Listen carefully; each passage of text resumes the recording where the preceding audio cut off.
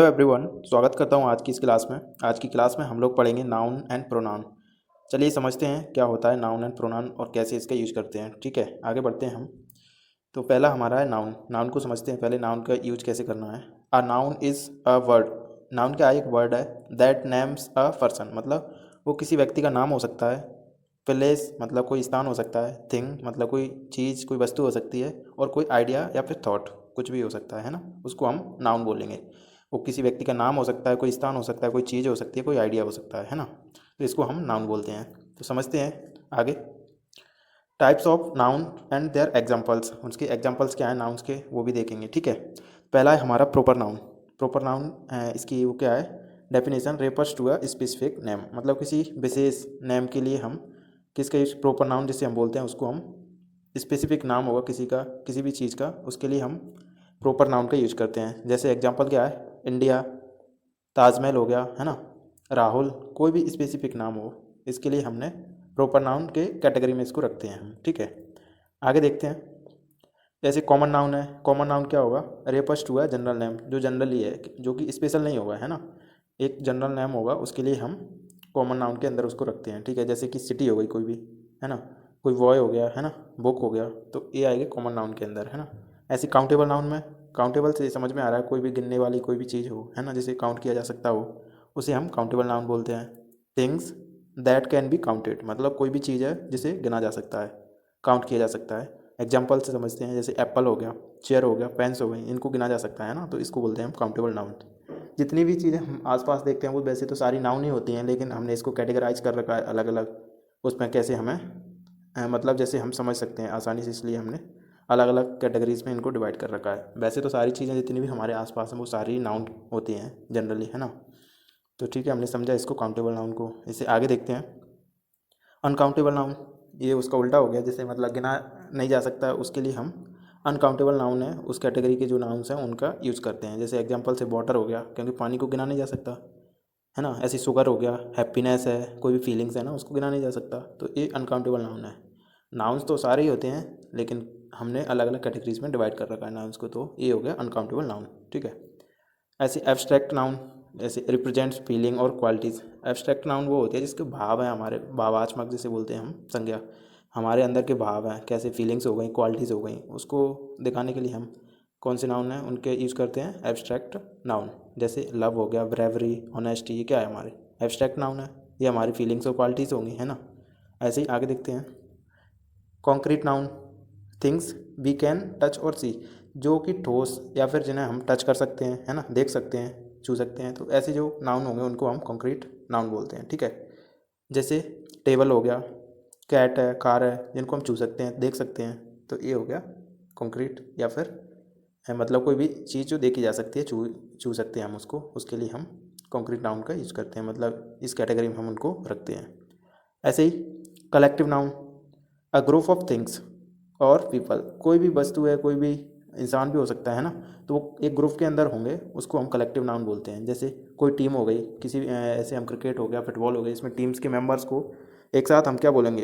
एक collective noun हो गया ना, एक साथ इकट्ठे जब ज़्यादा लोग हैं तो उसके लिए हम कलेक्टिव नाउन उनको बोलेंगे। ठीक है, ऐसे ही क्राउड हो गया, कोई भीड़ हो गई, है ना, तो वो क्या है? कई लोगों से मिलकर वो भीड़ बनी है ना, क्राउड हुआ, क्राउड है वो, तो ये हो गया हमारा कलेक्टिव नाउन। ऐसे बंच, बंच जैसे हम बोलते हैं बंच ऑफ फ्लावर्स, मतलब कोई फूलों का गुलदस्ता है, तो कई सारे फूलों से मिलकर के बनाया है ना, बहुत सारे फूल उसमें होंगे, तो बंच ऑफ फ्लावर्स हम बोलते हैं, है ना। तो ये क्या है? एक कलेक्टिव नाउन का ही एक वो है, रूप, है ना। चलिए देखते हैं आगे। और ये सारे जितने भी अभी नाउन पढ़े थे उनको इस टेबल से आप देख सकते हैं, इसमें सारे हैं, उनको एक साथ समझा जा सकता है आसानी से, है ना।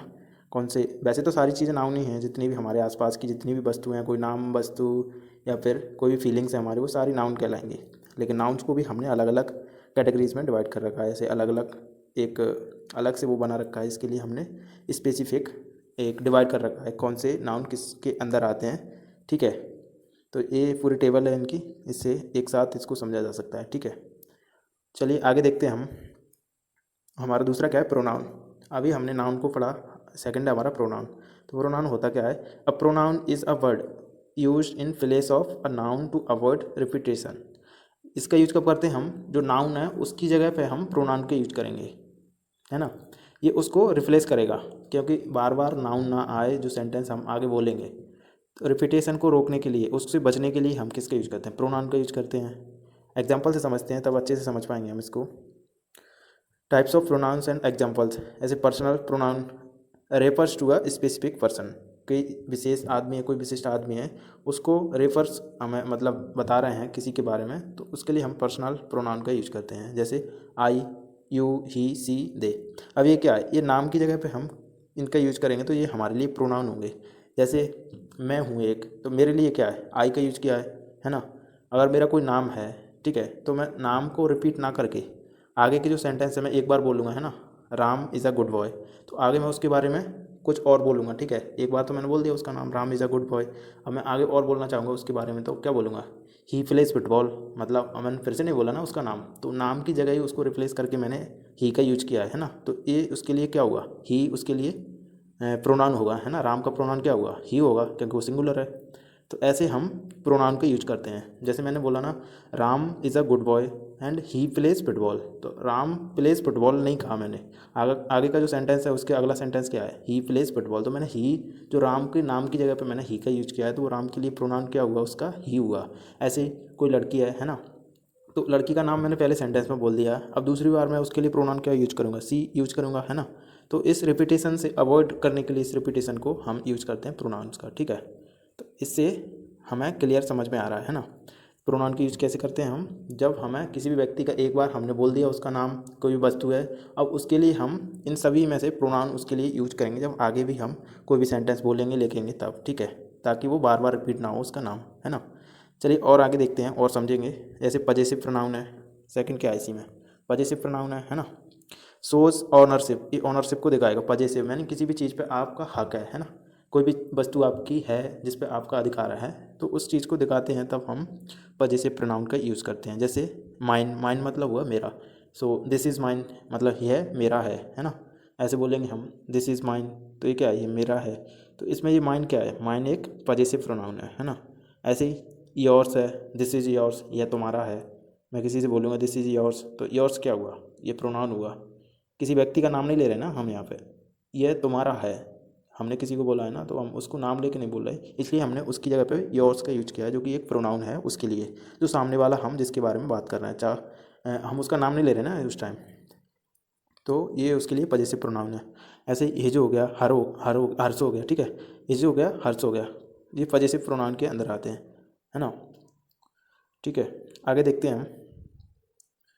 डेमोन्स्ट्रेटिव प्रोनाउन, जब किसी को आप इंडिकेट करके किसी की तरफ, मतलब कुछ भी पॉइंट आउट कर रहे हो किसी को, है ना, पॉइंट्स टू समथिंग, किसी की तरफ पॉइंट आउट करके आप किसी कुछ भी बोल रहे हो, या फिर ऐसी कोई भी एक्टिविटी हो रही है, किसी की तरफ आप संकेत दे के बात कर रहे हो या फिर कुछ भी बोल रहे हो, तो ये क्या होगा? डेमोन्स्ट्रेटिव प्रोनाउन हो गया, है ना। तो एग्जांपल क्या है? This, that, these, those.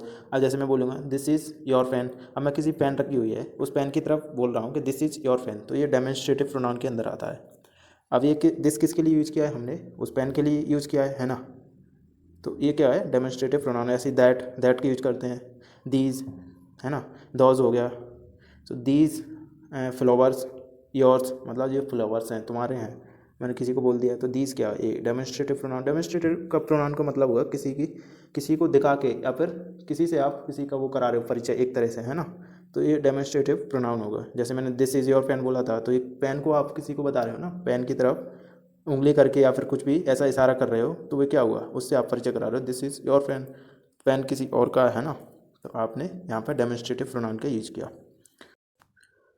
ऐसे ही अगला है हमारा रिफ्लेक्सिव प्रोनाउन। तो रिफ्लेक्सिव प्रोनाउन का मतलब क्या हुआ? Refers back to the subject. अब ये किससे संबंधित होगा?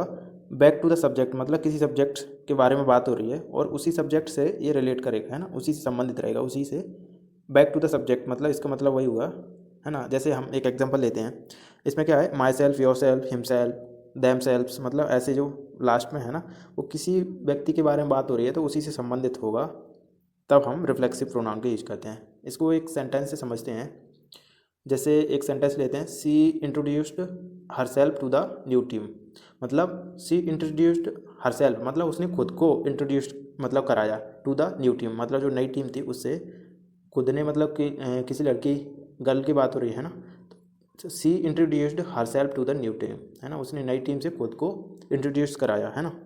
ऐसे ही कोई और एग्जांपल देखते हैं, जैसे मैं बोल सकता हूँ I will do it my self, मतलब मैं यह खुद से करूँगा, है ना। तो आई क्या है, मैं हूँ, है ना। I will do it my self, अब ये मेरे से रिलेटेड हुआ ना, जो सब्जेक्ट है ना मैं आई, तो आई से रिलेटेड जो रिफ्लेक्सिव प्रोनाउन बनेगा वो क्या होगा, माई सेल्फ होगा, है ना। तो इसमें क्या होगा, back to the subject, refers to back to the subject, इसमें जो लिखा हुआ है ये ऐसे इसको समझा जा सकता है ना। चलिए एक एग्जांपल से और देखते हैं।